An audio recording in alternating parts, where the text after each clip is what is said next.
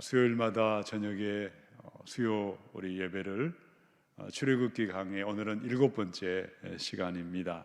오늘은 출애굽기 14장의 우리 말씀을 함께 나누고자 합니다.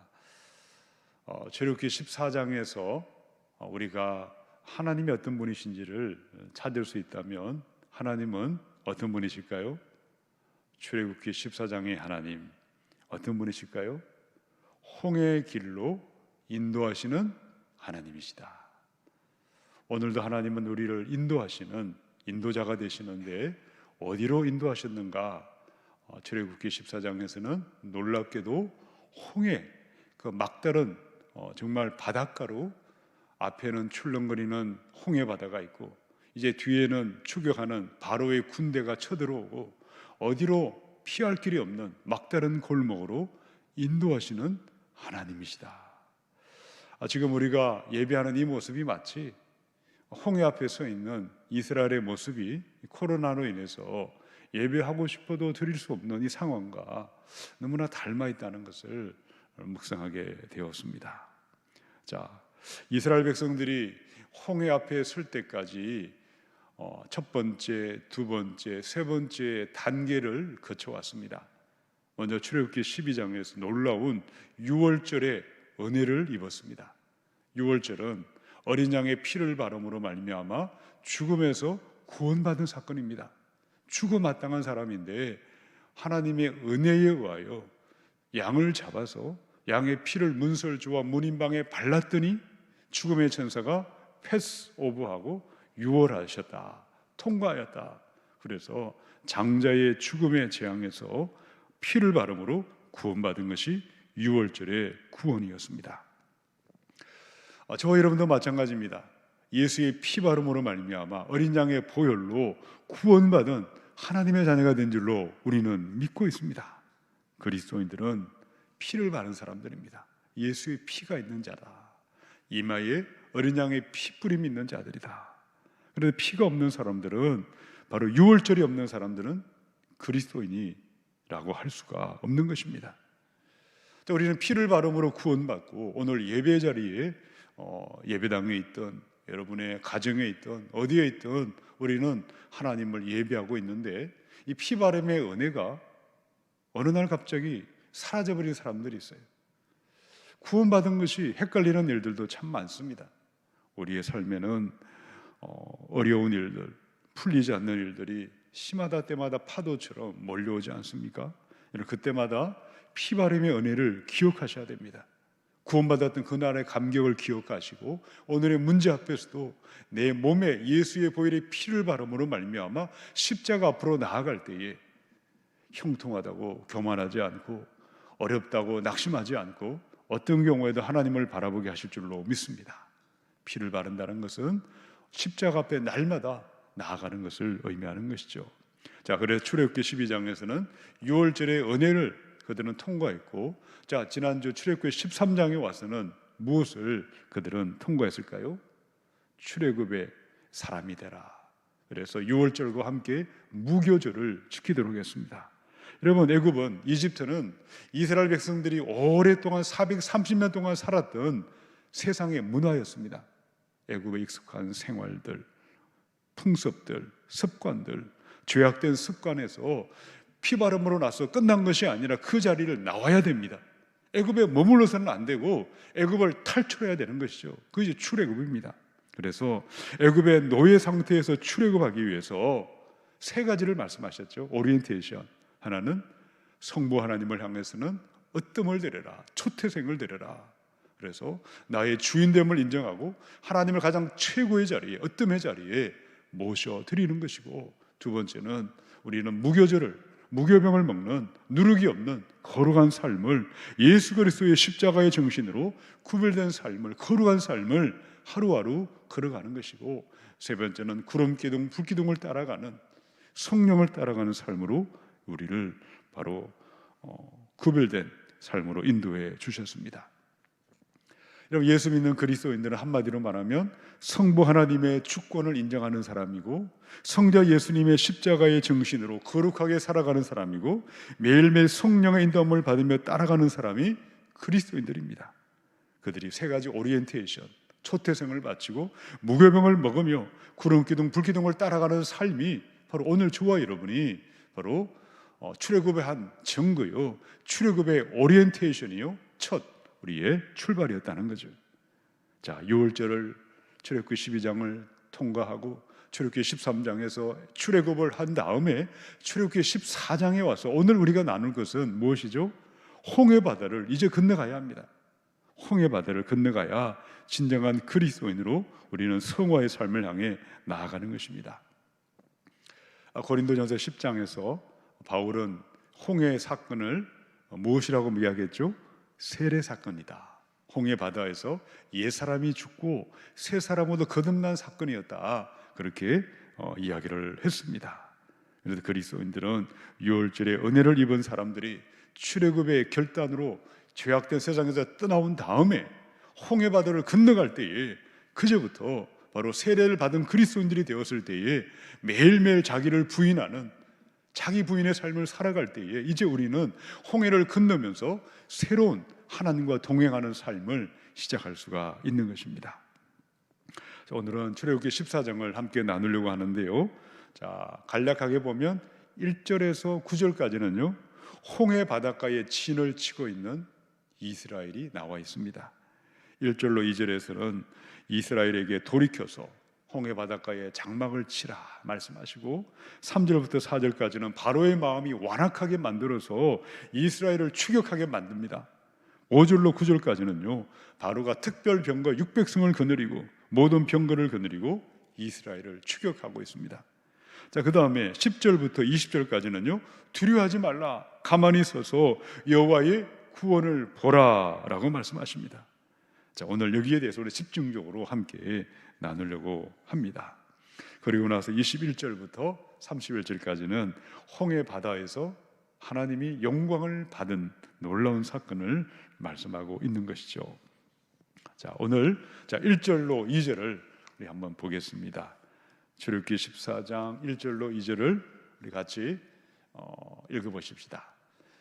여호와께서 모세에게 말씀하여 이르시되 이스라엘 자손에게 명령하여 돌이켜 바다와 믹돌 사이에 비하히롯 앞 곧 바알스본 맞은편 바닷가에 장막을 치게 하라.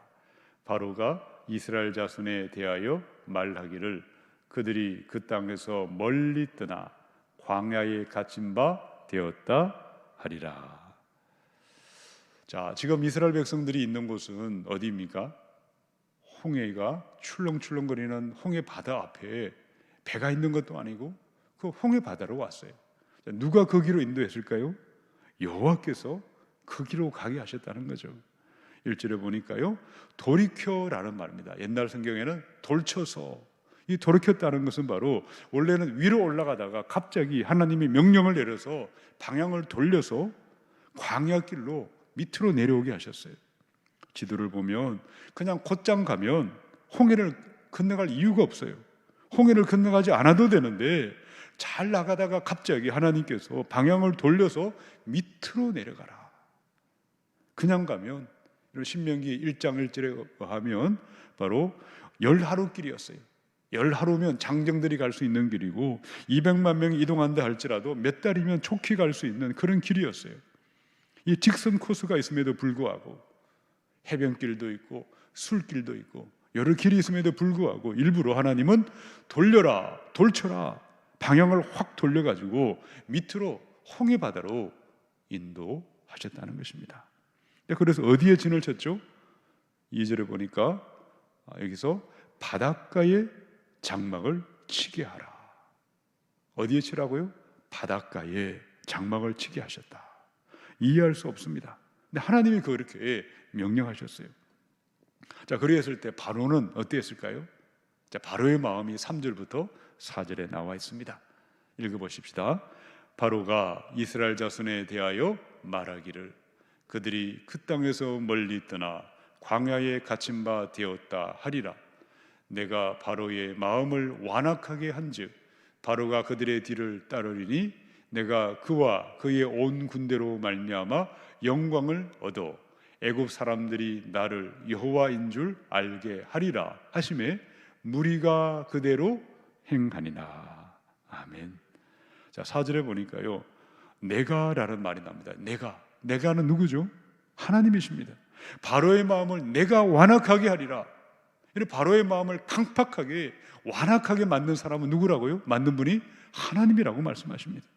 하나님께서 바로의 마음을 강팍하게, 바로의 마음을 완고하게 완악하게 하셨더라. 8절에도 나오죠. 바로의 마음을 완악하게 하셨다. 17절에도 보니까 내가 애굽 사람들의 마음을 완악하게 강팍하게 할 것이다. 왜 그 마음을 강팍하게 했을까요?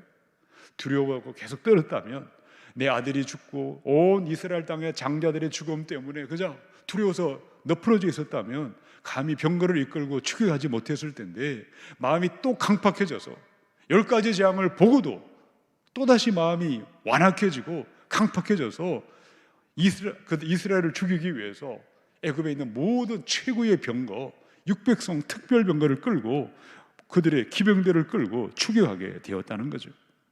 결국 이스라엘은 사면초가요 진퇴양난에 빠져 있었습니다. 앞에는 홍해바다가 출렁출렁거리고 뒤에는 바로의 군대가 추격해 오고 있는, 어디로도 도망칠 수 없는, 그런데 이것을 가리켜 하나님은 어떻게 말씀하셨죠? 우리는 죽게 되었는데 하나님의 말씀은 내가 영광을 받으리라. 내가 영광을 받으리라. 우리는 이해할 수 없는데 하나님은 그렇게 영광을 받으실 것이라고 말씀하고 있으십니다. 자, 6절부터 9절까지를 한번 보시기 바랍니다. 특별병거 600성과 애굽의 모든 기마병들로 이스라엘을 추격했던 것이 6절로 9절이죠. 읽어보십시다. 바로가 곧 그의 병거를 갖추고 그의 백성을 데리고 갈새에 선발된 병거 600대와 애굽의 모든 병거를 동원하니 지휘관들이 다 거느렸더라. 여호와께서 애굽 왕 바로의 마음을 완악하게 하셨으므로 그가 이스라엘 자손의 뒤를 따르니 이스라엘 자손이 담대히 나갔습니다. 애굽 사람들과 바로의 말들, 병거들과 그 마병과 그 군대가 그들의 뒤를 따라 바알스본 맞은편 비아히롯 곁 해변 그들이 장막 친 데에 미치니라. 자, 여러분, 누가 이스라엘을 막다른 골목으로 홍해 바닷가로 몰아가셨습니까? 하나님이 그렇게 하셨습니다. 기막힌 상황이 올 때에 인간들은 네 종류의 반응을 보이죠. 많은 분들이 대부분 이스라엘 백성들처럼 원망하고 불평하고 하나님을 불신앙적인 말을 터뜨립니다. 그것을 가르쳐 우리는 원불교 신자다 우스개 삼아서 원망과 불평이 습관이 되어 있는 사람들이 있죠. 하나님이 우리를 버리셨다, 이렇게 될 줄 몰랐다, 해도 너무하시다, 원망 불평이 그저 조건만 되면 언제든지 튀어나오는 것입니다. 또 어떤 사람이 있죠. 현실을 도피해버리는 사람이 있고, 또 세 번째는요, 인간적인 생각과 힘과 꾀를 내어서 인간의 힘으로 어떻게 극복해버리고 하고 이렇게 모면해버리고 하는 사람들이 있죠. 첫 번째는 원망 불평하는 사람, 두 번째는 회피하는 사람, 세 번째는 인간적인 생각으로 인간적인 힘으로 극복하려고 하는 사람이 있다면, 네 번째 어떤 사람이 있을까요? 믿음으로 반응하고 믿음으로 이겨내며 믿음으로 통과하는 바로 믿음의 사람들이 있다. 이스라엘은 어떤 선택을 했을까요? 자, 10절, 11절 읽어보십시다. 바로가 가까이 올 때에 이스라엘 자손이 눈을 들어 본즉 애굽 사람들이 자기들 뒤에 이른지라. 이스라엘 자손이 심히 두려워하여 여호와께 부르짖고 그들이 또 모세에게 이르되 애굽에 매장지가 없어서 당신이 우리를 이끌어내어 이 광야에서 죽게 하느냐? 어찌하여 당신이 우리를 애굽에서 이끌어내어 우리에게 이같이 하느냐? 그들은 하나님께 소리치고 모세를 향해서 원망을 퍼부었습니다. 그들은 6월절에 은혜 입은 사람이었습니다. 죄악된 애굽을 떠나온 사람들이었습니다. 그럼에도 불구하고 그들은 고난이 올 때, 역경이 올 때, 문제가 터질 때에 그들의 실력이, 그들의 믿음의 현주소가 바닥이 난 것을 그대로 여실히 보여주고 있는 것입니다. 그 모든 환경을 하나님이 의도하셨고 섭리하셨고 하나님이 배열하셨다는 것을 그들은 전혀 믿음의 눈으로 바라봄이 없었다는 거죠. 결국 그들은 너무나 잘 아는 장기가 터져 나왔죠. 장기 자랑하듯이 입을 열어 지도자를 모세를 향해 원망을 터뜨렸습니다. 원망 불평은 전염병이 퍼져가듯이 온 이스라엘 진영에 삽시간에 연병이 퍼져가듯이 퍼져가고 말았습니다. 12절에 보니까요, 우리가 애굽에서 당신에게 이른 말이 이것이 아니냐, 이르기를 우리를 내버려 두라, 우리가 애굽 사람을 섬길 것이라 하지 아니하더냐. 애굽 사람을 섬기는 것이 광야에서 죽는 것보다 낫겠노라. 틀린 말이 아닙니다. 그들의 눈에서는 지극히 당연한 말이고, 불신앙이 그들은 완전 습관이 되어 있고 뼛속에 그들의 생각 가운데 고정관념처럼 그들은 습관이 되어 있던 사람들이었죠. 자, 그러면 모세가 어떻게 홍해를 가르고 홍해를 통과했을까요? 저와 여러분이 어떻게 이 코로나19 같은 기막힌 홍해 바다 앞에서 이것을 이겨내고 통과하고 하나님의 영광을 올려드리며 하나님의 위대한 승리의 삶으로 나아갈 수가 있을까? 이것이 오늘 우리가 함께 묵상할 말씀입니다. 자, 이제 13절 한번 읽어보십시다. 첫 번째 방법은 13절에 나와 있어요. 읽어봅시다. 모세가 백성에게 이르되 너희는 두려워하지 말고 가만히 서서. 여기까지 읽겠습니다. 두려워하지 말고 어떻게 하라고요? 가만히 서서. 이 가만히 서다, 영어 성경에는 stand still 또는 stand firm 이렇게 되어 있어요. 히브리 말로는 야차브라는 말은요, 자리를 이탈하지 말아라, 자리를 지켜라, 자리 잡고 위치를 잡고 그대로 서 있으라, 감정대로 요동하지 말고 자리를 지켜라, 꿋꿋하게 그 자리에 서 있으라. 다르게 말하면 자리를 떠나지 말고 이탈하지 말라 말씀하고 있는 거예요. 그것이 바로 가만히 서 있으라 라는 뜻입니다. 그럼 모세가 그 백성을 향해서 가만히 서 있으라, 자리를 떠나지 말아라, 이탈하지 말아라 이렇게 말했을 때에 그들이 모세를 향해서 어떻게 그들은 반응하고 있었을 때였습니까? 11절 12절 한 번 더 보면 그들이 또 모세에게 이르되 애굽에 매장지가 없어 당신이 우리를 이끌어내어 광야에서 죽게 하느냐? 어찌하여 당신이 우리를 애굽에서 이끌어내어 이같이 하느냐? 우리가 애굽에서 당신에게 했던 말이 이것이 아니냐? 우리를 내버려둬라, 애굽 사람을 섬길 것이라 하지 아니하더냐? 애굽에서 사람을 섬기는 것이 광야에서 죽는 것보다 낫겠노라. 그들은 진퇴양난의 절대절명의 위기가 찾아왔을 때에 앞에는 홍해바다요, 뒤에는 바로의 병거가 그들을 공격하고 있을 때에 지도자를 대적하고 하나님을 대적했습니다. 적들을 두려워하고 다시 애굽으로 돌아가자 사람들을 충동질하고 마음을 요동하고 있었습니다. 이런 고통이 올 때, 고난이 올 때, 문제가 올 때에 어느 편에 있는지, 어느 자리에 서 있는지가 너무나 중요한 것입니다. 많은 사람들이 원망하는 자리, 불평하는 자리, 불신앙의 자리, 하나님을 대적하는 자리, 원수의 자리에 서 있었습니다. 자기가 있는 그 자리, 하나님의 옆에 있는 그 자리, 하나님을 바라보는 자리, 기도하는 자리, 찬양하는 자리, 예배하는 자리, 믿음의 자리에 서 있지 않고 그들은 문제가 오니까 순식간에 원망하는 자리, 불신앙의 자리, 원수의 자리에 서서 원망과 불평을 쏟아내고 말았습니다. 아마 우리도 그들의 모습이었다면 별반 다르지 않지 않았을까 생각이 듭니다. 어떻게 우리가 믿음으로 홍해바다를 이겨낼 수 있을까요? 저를 따라서 한번 선포해 보겠습니다. 두려워 말고 가만히 서 있겠습니다. 여러분, 고난이 올 때에 하나님 편에 서 있는 것, 문제가 올 때에도, 고통이 와도 하나님 편에 자리를 지키고 서 있는 것은 너무나 중요합니다. 지금 코로나 사태로 예배를 드리지 못하는 상황이 2달째 계속해서 이어지고 있고, 미리 그 전부터 따지면 한 3개월째 벌써 이어지고 있습니다. 지난 3개월 동안 여러분의 예배하는 모습은 어떠하셨습니까? 코로나로 인해서 나는 예배하는 것이 너무나 편하다, 굳이 옷을 입고 예배당에 갈 필요도 없고 내 편한 시간에 그저 내 원하는 시간대에 그저 핸드폰이나 인터넷이나 유튜브를 통해서 한번 예배하는 것처럼 예배할 수도 있고, 그렇다가 믿음을 헌건히 지키는 사람도 있겠지만 정말 하나님의 성전을 사모하고 눈물로 하나님의 예배하는 사람도 있지 않겠습니까? 분명히 두 종류의 사람이 있을 거예요.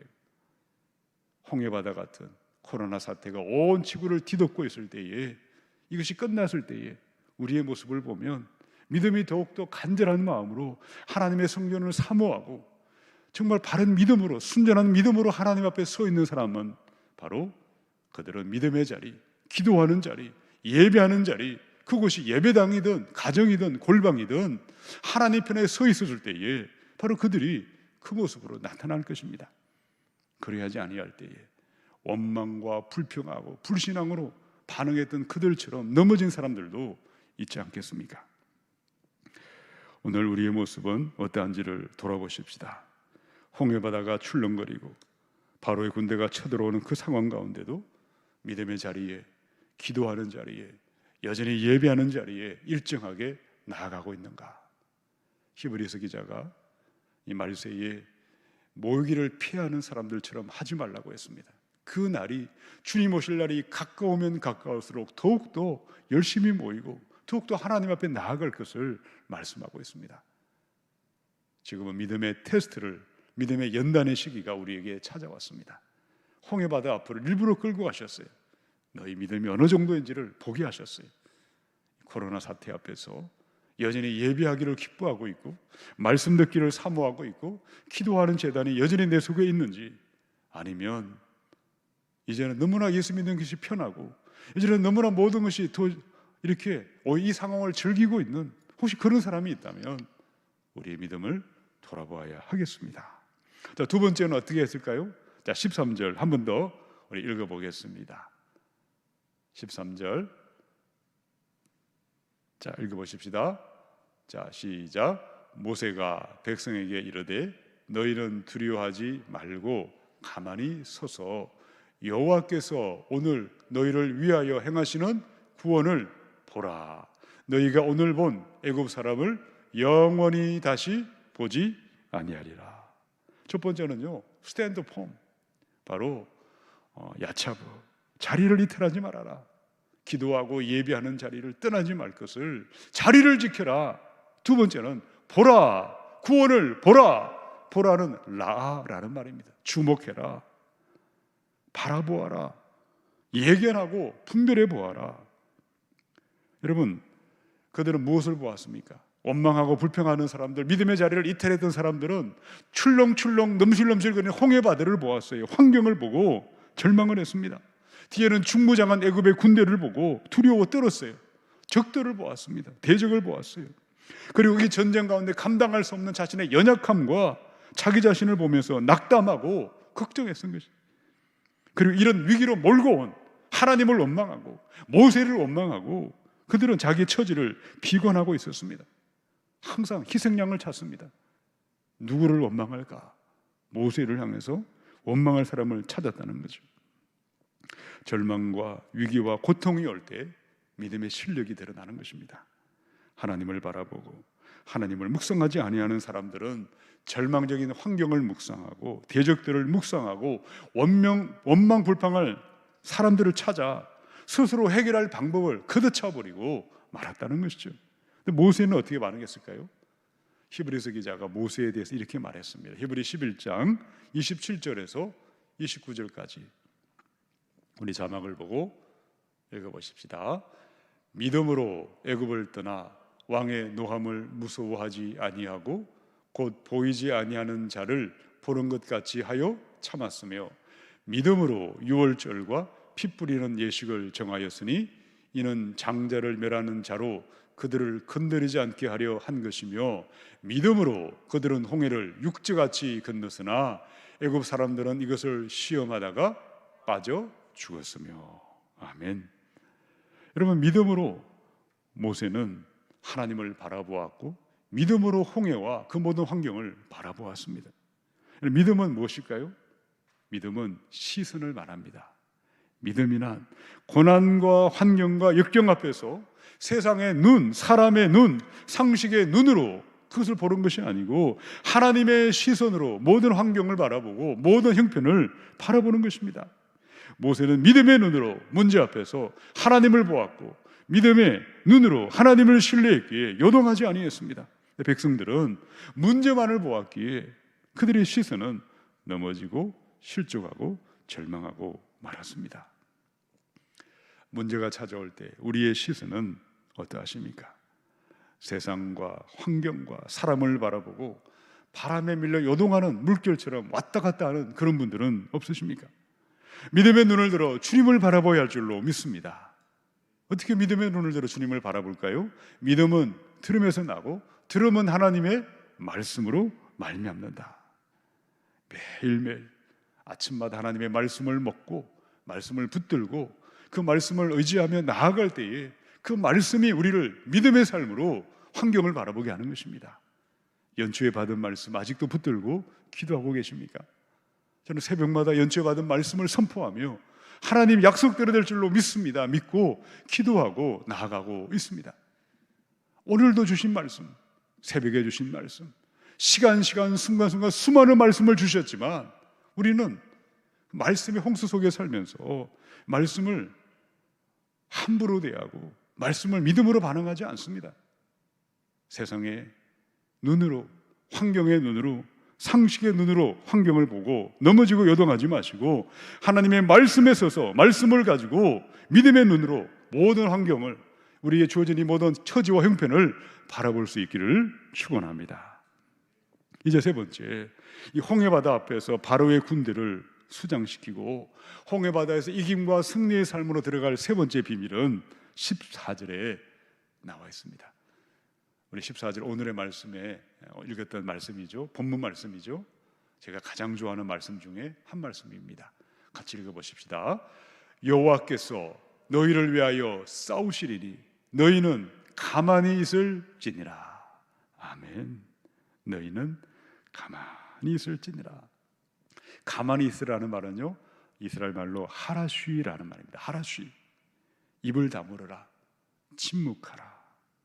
이 침묵한다는 것은요, 모든 상황 가운데 하나님을 신뢰하기 때문에, 모든 것을 온전히 하나님께 맡겨드렸기 때문에 하나님이 행하실 공간을 내어드리는 것입니다. 이 침묵은 깊은 단계의 기도를 의미하고 있습니다.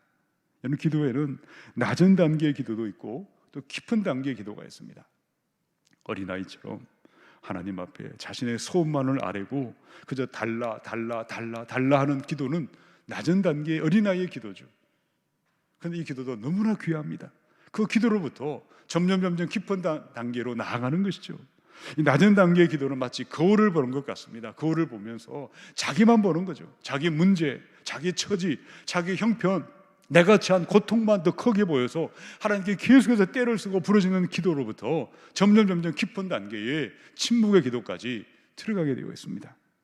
깊은 단계의 침묵의 기도, 이것은 거울을 보는 것이 아니라 창문을 보는 것과 마찬가지입니다. 창문을 통해서 보면 내가 보이는 것이 아니라 그 창 안에 있는 내 자신을 바라보게 하는 것이죠.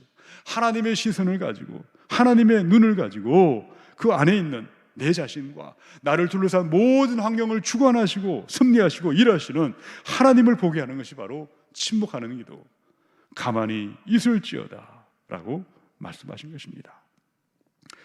홍해바다 앞에서 수많은 사람들은 낙심하고 절망하고 원망하고 불평했을 때 모세의 모습이 어땠습니까? 너희는 가만히 있을지어다. 하나님이 하실 일들을 기대하고 하나님을 바라보면서 하나님께 맡겨드리며 기도했던 그 모세를 통해서 하나님은 홍해바다를 가르게 하시고 그 백성에게 위대한 승리를, 위대한 영광을 보게 하신 줄로 믿습니다. 모세의 가만히 있을지어다, 침묵하는 기도는 깊은 기도라 말씀드렸습니다. 우리 시편의 50편 15절의 말씀을 읽어보십시다. 환난 날에 나를 부르라. 내가 너를 건지리니 네가 나를 영화롭게 하리로다. 고난이 올 때, 환난이 파도처럼 몰려올 때에 기도하는 사람들은 기도할 때에 하나님은 불신이 사라지게 하시고 믿음이 자라나게 하십니다. 기도할 때 가슴이 뜨거워지게 하시고, 기도할 때 담대하게 하시고, 기도할 때 하나님 하실 일들을 미리 우리에게 알게 하시고 환상으로, 꿈으로, 말씀으로 보여주시고 계시해 주시는 것입니다. 오늘 그 은혜가 여러분에게도 경험되고 체득이 되어야 할 줄로 믿습니다. 이런 모세가 홍해바다 앞에서 바로의 마병대와 홍해바다를 가르고 건너갔던 이 놀라운 비밀이 가만히 있을지어다, 가만히 있을지어다, 여호와께서 너를 위하여 싸우시리라. 이것은 가만히 있다는 것은 아무것도 하지 않고 멀뚱멀뚱 그죠? 아무 생각 없이 있으라는 것이 아닙니다. 부르짖고 기도하여 하나님을 바라보고 하나님 하시리를 기대하라고 말씀하신 것입니다. 출애굽기 14장 14절 한 번 더 자막을 띄워주시기 바랍니다. 다시 한 번 더 읽어보십시다. 여호와께서 너희를 위하여 싸우시리니 너희는 가만히 있을지니라.